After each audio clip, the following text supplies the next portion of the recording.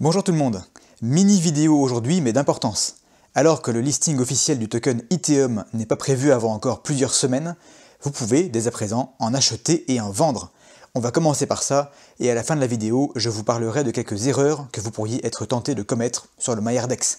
Et oui, gagner de l'argent, c'est commencer par ne pas en perdre. Allez, c'est parti. Sur loctmex.exchange, le lien est en description, on peut acheter et vendre des Ethereum, attention, contre du LKMex uniquement. Si vous avez des EGLD, vous devrez les passer en LKMex d'abord. Cette possibilité d'acheter de l'Ethereum avant le listing, j'ai presque envie de vous dire que c'est à ça que serait le plus utile le LKMex en ce moment. J'ai fait les calculs hier soir, bien entendu vous devez les refaire au moment de votre transaction pour vérifier que vous ne payez pas trop cher.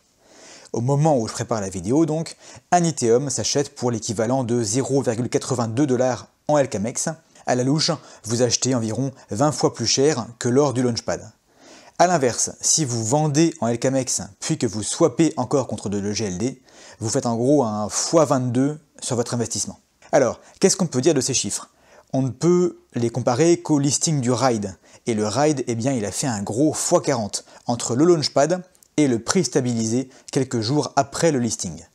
Personnellement, je trouve que le projet Ethereum a beaucoup plus de potentiel. Et il y a eu beaucoup plus de monde qui a participé au Launchpad. Donc j'aurais tendance à dire, mais ce n'est que mon avis, qu'il reste au moins un x2 à faire, même en achetant à ce prix-là. D'un autre côté, les performances passées ne préjugeant jamais des performances futures, si vous avez eu au moins un ticket gagnant, eh bien vous pouvez concrétiser ce qui est déjà une très belle performance. J'ai fait un test avec un peu plus de 200 000 LKMex qui traînaient dans mon wallet et j'ai pu acheter pratiquement 29 Ethereum qui sont arrivés quelques secondes plus tard. Dites-moi en commentaire si vous êtes plus tenté par l'achat ou la vente d'Ethereum. En ce qui me concerne, vous le savez depuis ma dernière vidéo, je me débarrasse maintenant de mes LKMex. Je vais peut-être les convertir en Ethereum. Le potentiel à court terme me paraît bien plus intéressant, mais je peux me tromper bien sûr. Allez, quelques petites erreurs à ne pas commettre avant de conclure pour aujourd'hui. J'ai entouré ça en rouge, vous avez les deux premières sous les yeux. En haut, j'ai acheté quelques dollars de MEX pour vous montrer. On ne lock jamais des MEX, jamais. Ça va vous donner des LKMex, verrouillés pour 1 an, jusqu'à 1 an et demi pour une partie. Si vous voulez du LKMex, pour acheter de l'Ethereum dès maintenant par exemple, ou pour le metabonding, ou pour vous créer une position dans une farm, vous allez sur le site en description pour les acheter. Vous en aurez 2 fois plus. Et c'est pas une expression, hein. Au prix actuel, vous aurez littéralement 2 fois plus de LKMex. Les MEX, si vous en avez déjà, ils doivent être swappés sur le MyHerdX contre des EGLD, et les EGLD vous serviront ensuite à avoir du LKMex. Si vous loquez du MEX, vous vous tirez une balle dans le pied d'environ 50%. Deuxième erreur, ici en bas, vous avez peut-être déjà vu ça. Merge LKMex Dust. En français, combiner les poussières de LKMex. Qu'est-ce que c'est que ça?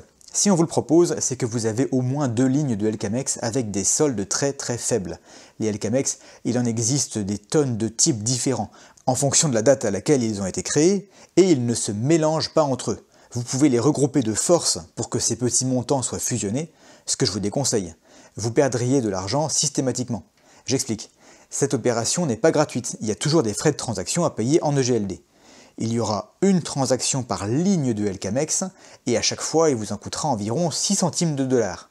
Dans mon cas ici j'ai 6 lignes, pour un total en valeur de 4 centimes. La transaction pour les regrouper en un seul paquet de 4 centimes me coûtera environ 37 centimes. Et ensuite j'aurai juste un paquet de 4 centimes dont je ne pourrai absolument rien faire. Sauf le staker peut-être, mais il y aura encore environ 20 centimes de frais. J'ose pas imaginer le nombre d'années d'intérêt nécessaires pour rentabiliser une telle opération. Donc la poussière de LKMex, on la laisse tranquille là où elle est.